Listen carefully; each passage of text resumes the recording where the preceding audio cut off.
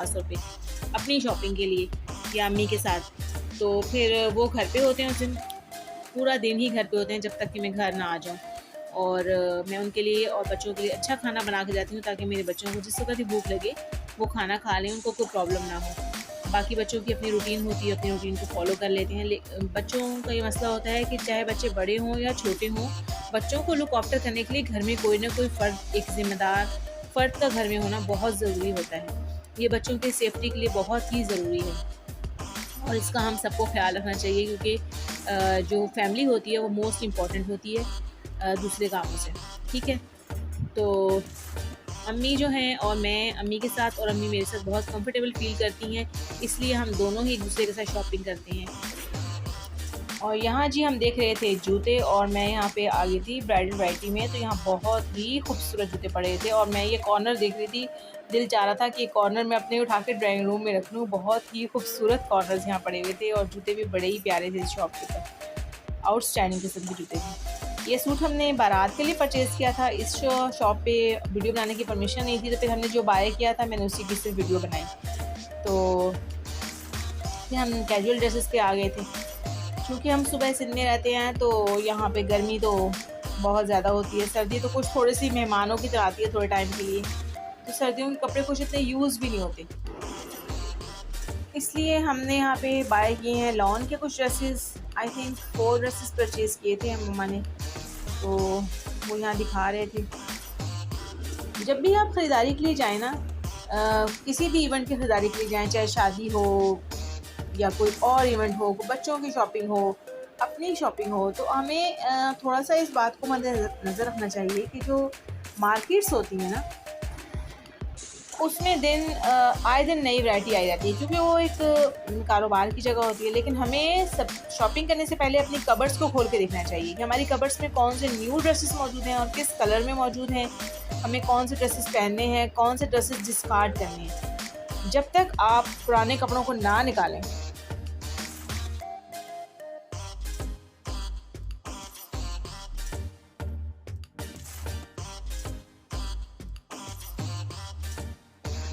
मेरे ख़्याल में उस वक़्त तक नई शॉपिंग नहीं करनी चाहिए। इस तरह होता ये है कि लेडीज़ की अलमारी फुल भरी होती है और फिर भी उनके पास पहनने के लिए कपड़े नहीं होते। इसलिए नहीं होते कि उनके पास चॉइस बहुत ज़्यादा होती है और वो चॉइस कर नहीं पाती हैं।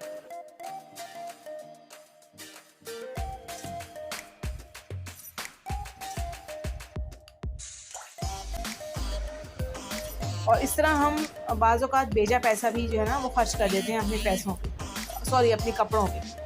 तो हमें इस बात का ख़्याल रखना चाहिए। बेशक जब हम बाज़ार में जाते हैं तो कुछ ना कुछ हमें पसंद आ ही जाता है और कुछ ना कुछ हम अपना ख़रीद ही लेते हैं, लेकिन मैंने बहुत अरसे बाद ये चीज़ सीख ली और मैं अपने आप पे बहुत ज़्यादा कंट्रोल करती हूँ।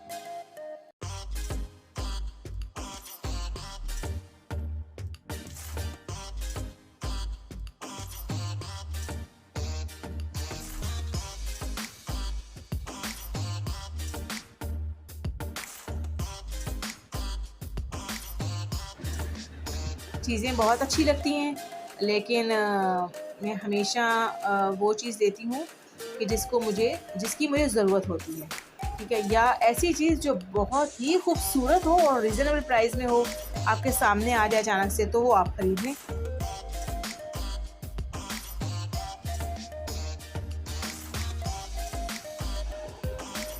और जब भी आप किसी के साथ शॉपिंग पे जाएँ,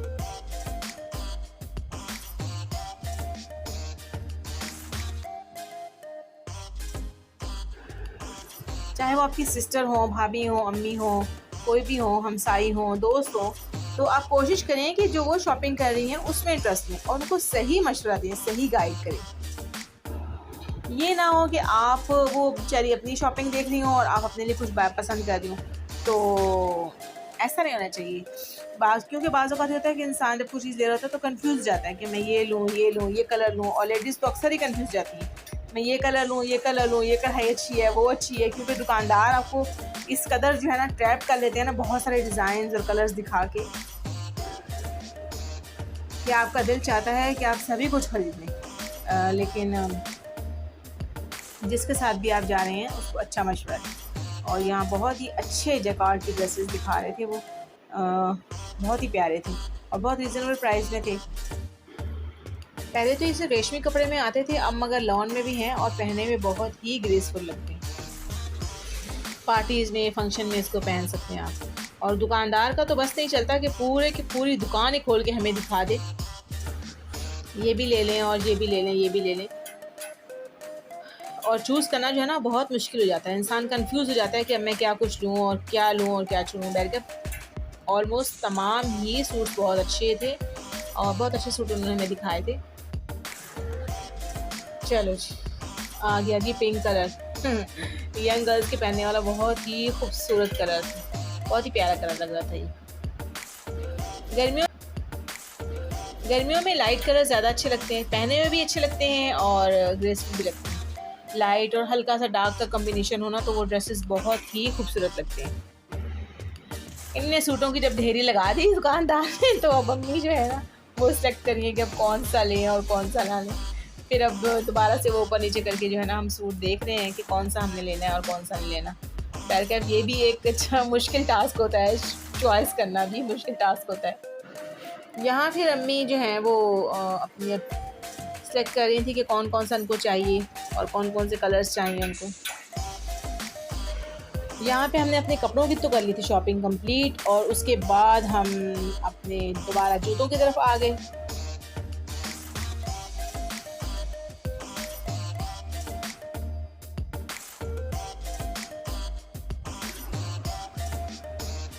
यहाँ जो स्टिच कपड़े हैं ना उनकी वैरायटी भी बहुत ज़बरदस्त थी और मेरे ख्याल में कि सिले सिलाए कपड़े जो होते हैं ना वो अनसिले कपड़ों से रीज़नेबल पड़ते हैं आपको, अगर आपका साइज़ एक्यूरेट आ जाए आपको ना। क्योंकि दर्जियों के पास जाना और उनकी सिलाई देना तो जो है ना वो ज़्यादा एक्सपेंसिव हो जाता है। अगर आपको खुद स्टिच करने आते हैं तो फिर तो सोने पे सुहागा है।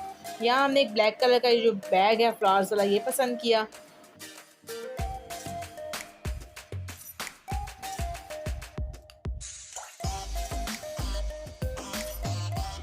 अच्छा, इन भाई के पास ना बैग बहुत ज़्यादा खूबसूरत थे और प्राइस भी रीज़नेबल थे ना, तो शॉपिंग करते करते हमें बहुत ज़्यादा टाइम भी हो गया और हम बहुत ज़्यादा थक भी गए थे।